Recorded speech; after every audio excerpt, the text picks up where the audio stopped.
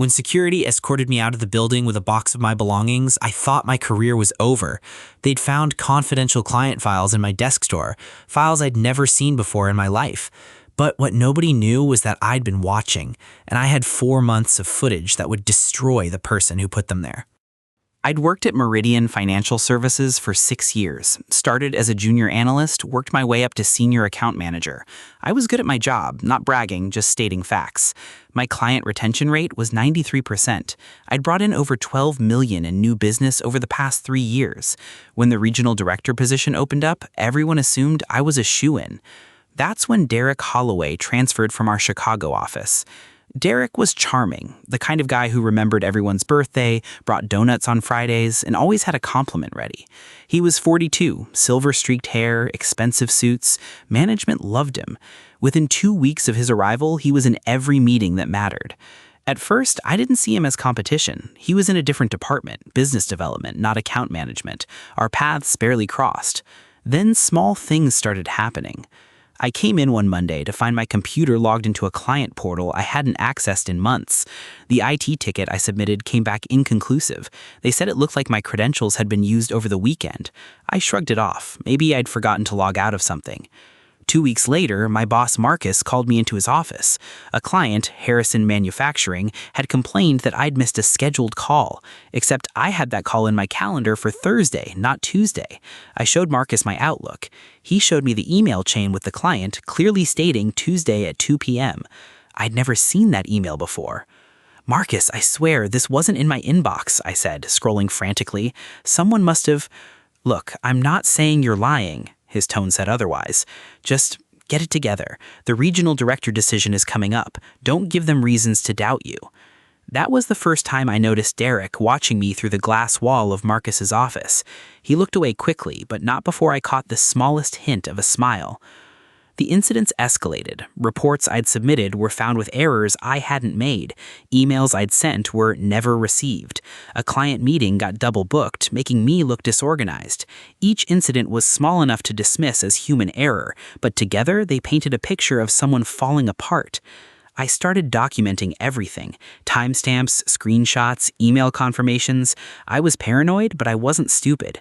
Then came the moment that changed everything. I was working late one Thursday, had to be around 8 p.m. The office was nearly empty. I'd stepped away to use the bathroom, and when I came back, I saw a figure at my desk. The overhead lights were off in my section, but I could see someone in the glow of my computer screen. It was Derek. He was opening my desk drawer, sliding something inside. When he heard my footsteps, he straightened up fast and walked away like nothing happened. Didn't even look at me. My heart was pounding as I reached my desk. I opened the drawer slowly.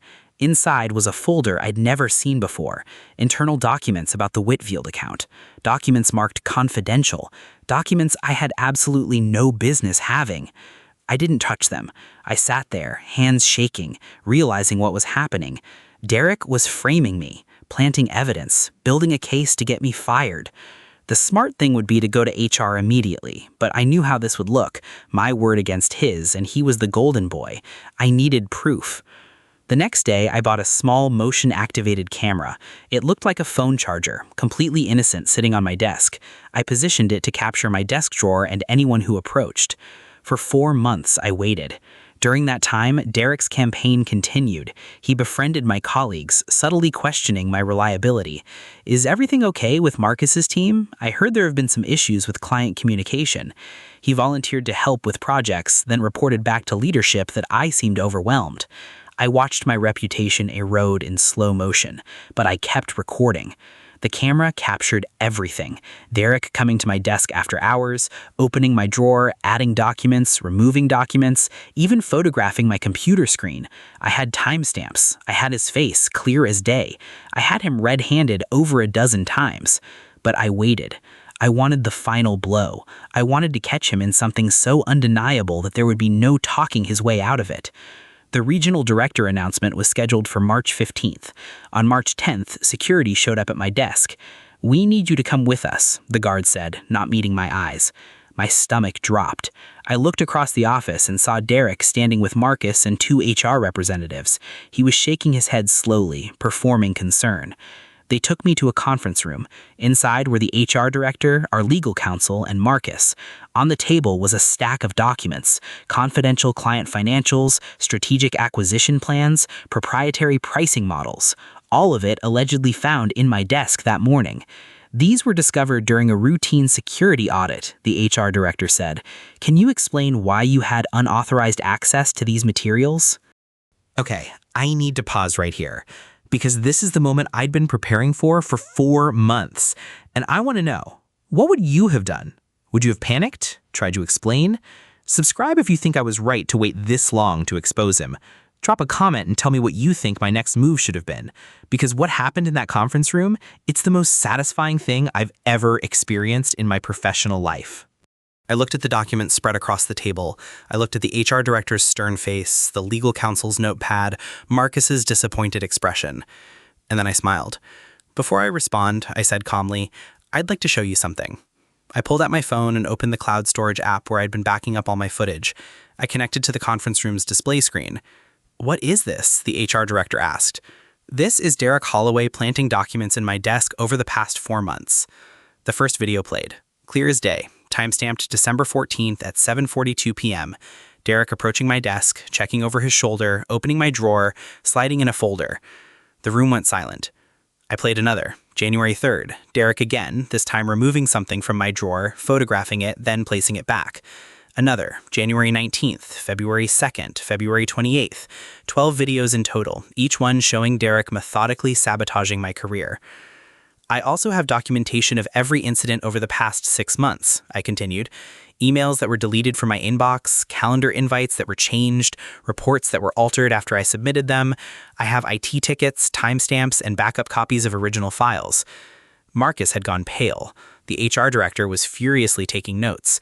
The legal counsel had stopped writing entirely, just staring at the screen. This is fabricated, Derek sputtered from the doorway. I hadn't even noticed him walk in. He's clearly edited these videos. This is a deep fake or something.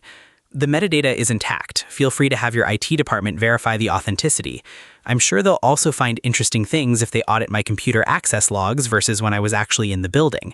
Spoiler alert, someone was using my credentials after hours. I have badge records proving I wasn't here. Derek's face cycled through emotions: shock, fear, rage, then a desperate attempt at composure. This is ridiculous. I don't know what kind of vendetta this is. Derek, the HR director's voice was ice. Please wait outside. He left, but not before shooting me a look of pure hatred. I didn't flinch. I'd waited 4 months for this moment. The next 3 hours were a whirlwind. IT was brought in, security reviewed badge access records, the legal team examined my documentation. Everything corroborated my story perfectly. Derek was terminated that afternoon. Not just fired, escorted out with security with a warning that criminal charges were being considered. Turns out, some of those documents he'd planted, they weren't just confidential. They were materials that could constitute corporate espionage if shared externally. He'd put me at risk of federal charges to eliminate me as a competition for a job. But here's where it gets even better. During the investigation, IT discovered that Derek had been accessing other employees' accounts too, not just mine. He'd been sabotaging 3 different people across the company, anyone he perceived as a threat. One woman in marketing had been written up twice for errors in campaigns. A guy in finance had nearly been fired for a data breach that wasn't his fault. When word got out about what Derek had done, those employees came forward with their own suspicions. The company launched a full internal audit. Derek's entire 18-month tenure was reviewed. They found evidence that he'd pulled similar schemes at 2 previous companies. He was a professional saboteur, a corporate parasite who climbed the ladder by destroying everyone around him. Both previous employers were notified. Last I heard, there was talk of a class action lawsuit. As for me, 2 weeks after Derek's termination, Marcus called me into his office again. This time, the conversation was very different. I owe you an apology, he said, looking genuinely ashamed. I should have trusted you. I should have looked closer at the pattern instead of just accepting what I saw. You couldn't have known, I said. And I meant it. Derek was good at what he did. Terrifyingly good. The regional director position, Marcus continued, it's yours. Unanimous decision from leadership. But honestly, even if this whole thing hadn't happened, you deserved it on merit. I accepted the promotion. The salary increase was nice, sure, but what mattered more was the vindication. After 6 months of watching my reputation get dismantled piece by piece, I'd not only rebuilt it, I'd come out stronger. The marketing woman who Derek had sabotaged, she was promoted too once her record was cleared. The finance guy got a formal apology and a significant bonus. The company implemented new security protocols for computer access and document handling. Sometimes I think about what would have happened if I hadn't seen Derek at my desk that night. If I had come back from the bathroom 2 minutes later, I probably would have been fired, maybe prosecuted. My career would have been destroyed by someone who saw me as nothing more than an obstacle. The lesson I took from all of this is document everything. Trust your instincts. And when someone is trying to destroy you, sometimes the best move isn't to fight back immediately. Sometimes it's to wait, watch, and let them hang themselves with their own rope. Derek thought he was smarter than everyone. Turns out, he was just a predator who finally picked the wrong prey. Thank you so much for watching until the end. If this story resonated with you, please hit that like button and subscribe to the channel. It really helps us share more of these workplace nightmare stories.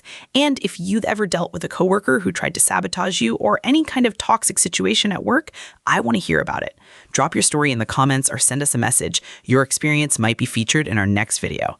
Until then, stay vigilant out there and always, always document everything.